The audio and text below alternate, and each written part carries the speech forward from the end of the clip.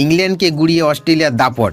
WTC point টেবিলে এখন কোথায় ভারত? বন্ধুরা, আপনারা যদি দেখতে চান তাহলে ভিডিওটি শেষ অবধি দেখতে হবে। চ্যানেলটিকে সাবস্ক্রাইব করে একটা লাইক দিতে হবে এবং নোটিফিকেশন বেল আইকন দাবাতে হবে। সিডনিতে জয়ের পতাকা ওড়াল অস্ট্রেলিয়া, সেই সঙ্গে 5 ম্যাচের অ্যাশেজ সিরিজে ইংল্যান্ডকে 4-1 ব্যবধানে হারিয়ে বিশ্ব টেস্ট চ্যাম্পিয়নশিপের পয়েন্ট তালিকায় নিজেদের অবস্থান আরও মজবুত করল ক্যাঙ্গারু শিবির। সিরিজের শেষ টেস্টে অস্ট্রেলিয়ার সামনে 160 রানের লক্ষ্য রেখেছিল ইংল্যান্ড। ম্যাচের অন্তিম দিনে 5 উইকেট হাতে রেখে সেই লক্ষ্য অনায়াসে পূরণ করে নেয় স্বাগতিকরা।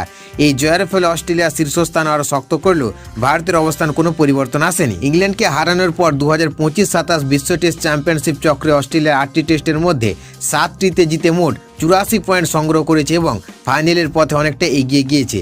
দ্বিতীয় স্থানে রয়েছে নিউজিল্যান্ড 3টি টেস্টের মধ্যে 2টি জিতে 28 পয়েন্ট পেয়েছে। তৃতীয় স্থানে দক্ষিণ আফ্রিকা 4 টেস্টে 3টিতে জয় নিয়ে তাদের পয়েন্ট 36। চতুর্থ স্থানে রয়েছে শ্রীলঙ্কা, 2টি টেস্টের 1টিতে জয় পেয়ে তাদের সংগ্রহ 16 পয়েন্ট।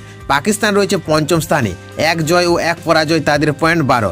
সবচেয়ে চমকপ্রদ বিষয় হলো 9টি ম্যাচে 4টিতে জয় এবং 4টিতে হার সত্ত্বেও 52 পয়েন্ট নিয়ে ভারতের তালিকা 6ষ্ঠ স্থানে রয়ে গিয়েছে।